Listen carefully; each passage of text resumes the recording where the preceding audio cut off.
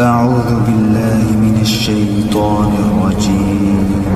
بسم الله الرحمن الرحيم. والطور وكتاب مسطور في رق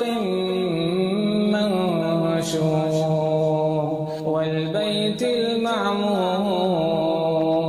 والسقف المرفوع والبحر المسجور إن عذاب ربك لواقع ما له من دافع يوم تمور السماء مورا وتسير الجبال سيرا فويل يومئذ للمكذبين الذين هم في خوض يلعبون يوم يدعون إلى نار جهنم دعا هذه النار التي كنتم بها تكذبون أفسحر هذا أم أنتم لا تبصرون اصلوها فاصبروا أو لا تصبروا سواء عليكم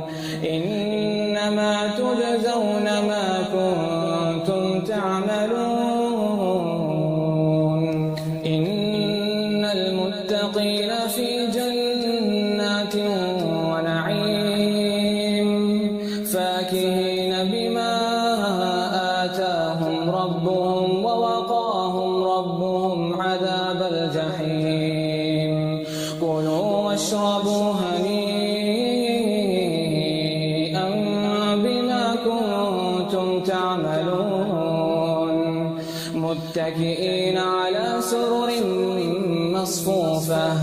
وزوجناهم بحور عين والذين آمنوا واتبعتهم ذريتهم بإيمان ألحقنا بهم ذريتهم وما ألتناهم من عملهم من شيء كل امرئ بما كسب رهين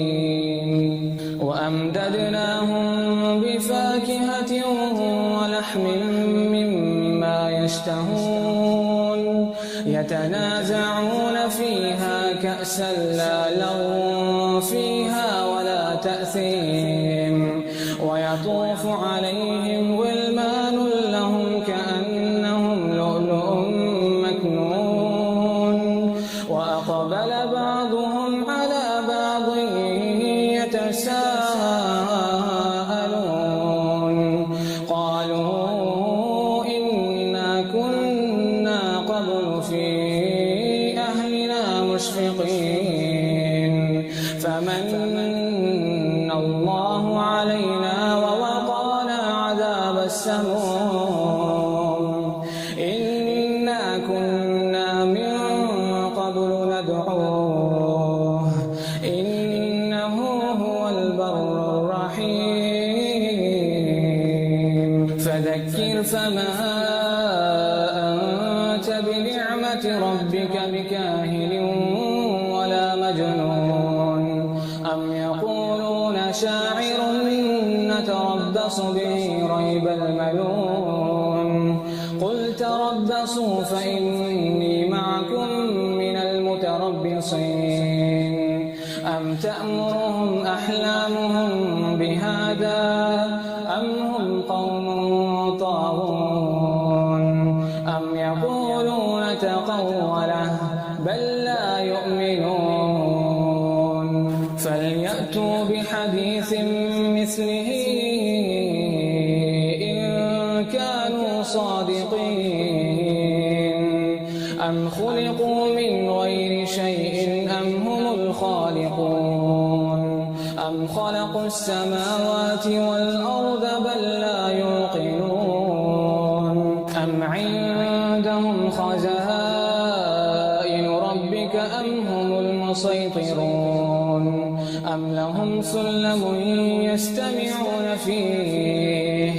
فليأت مستمعهم بسلطان مبين أم له البنات ولكم البنون أم تسألهم أجرا فهم من مغرم مثقلون أم عندهم الغيب فهم يكتبون أم يريدون كيدا فالذين كفروا هم المكيدون أم لهم إله غير الله سبحان الله عما يشركون وإن يروا كسفا من السماء ساقطا يقولوا سحاب مركوم فذرهم حتى يلاقوا يومهم الذي فيه يسعقون يوم لا يغني عنهم كيدهم شيئا ولا هم ينصرون وإن للذين ظلموا عذابا دون ذلك ولكن أكثرهم لا يعلمون واصبر لحكم ربك فإنك بأعيننا وسبح بحمد ربك حين تقوم ومن الليل فسبح وإدبار النجوم